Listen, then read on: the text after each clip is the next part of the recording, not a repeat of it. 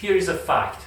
There are so many things in life that we do because we enjoy the result of them, we enjoy the impact of them, but not necessarily we enjoy doing those tasks and activities by themselves. We don't like the nature of those activities and tasks. Obviously, there are thousands of things that we enjoy doing them, no matter if the result of them are like healthy or unhealthy. But things like running, things like jogging, or just putting the time in starting a business. I know like a lot of people would say, I love what am I doing? I love my job, which is amazing, right? We do them because we enjoy the impact of them. We like having a nice body. We enjoy being healthy, right? We enjoy making money and having a cash flow in a business that we started. When it comes to those kind of things, one way for me to make myself motivated to make the whole experience a little bit nicer. Nothing crazy, but if I'm gonna go for a running and I don't enjoy running, listen to music. Just pick up a stylish running shoes. Or if am I gonna work long hours, or if am I gonna work overnight, make my office a little bit nicer, make my surroundings a little bit nicer, what am I wearing, what am I looking at, to at least enjoy being in that space, being in that mental model, being in that actual physical location. If you have done a remodel into your house, your garage becomes the last station before you take everything, all the demolished items and pieces and trash, you dump everything in your garage before you take them to a dump station. When we bought this house last year, it took us a few months to remove all the trash and everything from the garage. Even though my garage was clean, I had my space and I set up my equipment, I realized that I still don't enjoy being in this space. I realized it's missing something. That's when I started to think about how can I make this space a little bit nicer. I didn't want to spend like a ton of money. I wanted to be really efficient as far as the budget. So what am I gonna show you right now is I'm gonna show you my right side, which is the finished area, and I'm gonna show you my left side, which is the unfinished area. This way you get to see and compare how it used to be and how it turned out. We have these older cabinets.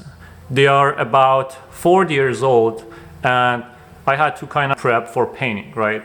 So right up to this line, this side is the unfinished area and this side is the finished area. First thing first, I removed all those items from those top shelves.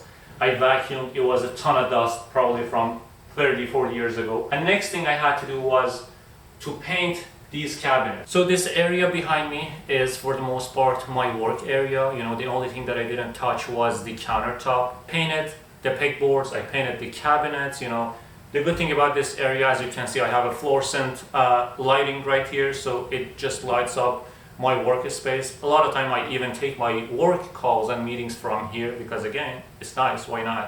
Outlet covers and plates, I replaced those because they were pretty old and degraded. For the most part, I'm not a fan of putting all the tools in front of me. I wanted to have like a clean look, so I organized the drawers so I can put my tools in the drawers, right? But still, there are some things that I wanted to display on the wall. Some of my camping gears, tennis rackets, some of like electronic tools.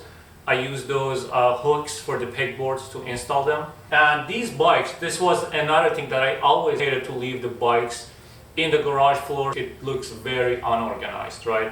This wall is specifically for my motorcycle riding gears. I have a couple of helmets, I have a couple of gloves, and I have my hard cases, mounted to the wall with the same pegboard hooks. As far as the workout equipment, I have these adjustable dumbbells. As you can see, these dumbbells, they are adjustable, so you only need a pair and you can adjust them anywhere between 5 to 50 pounds. Folding bench, it's a Flybird folding bench, which is amazing. So additional piece, I have this pull-up bar screwed to the beam in the garage. And one more thing that I'm super happy with it, which it cost me probably like 70 bucks. These are some elastic ropes. Each of these colors, they indicate a different weight and different strength.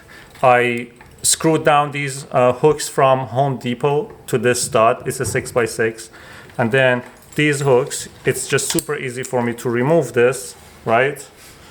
and move it up there or down there on the very bottom.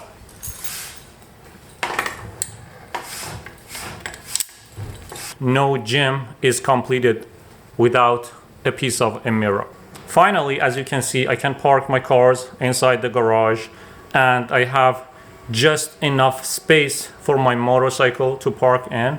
As you can see, these are the kind of puzzle mats that they lock together. Overall, on the ground, I have these mats. These are mats from Costco, which it turned out super nice, super comfortable. This is not an extraordinary place. This is just a regular garage.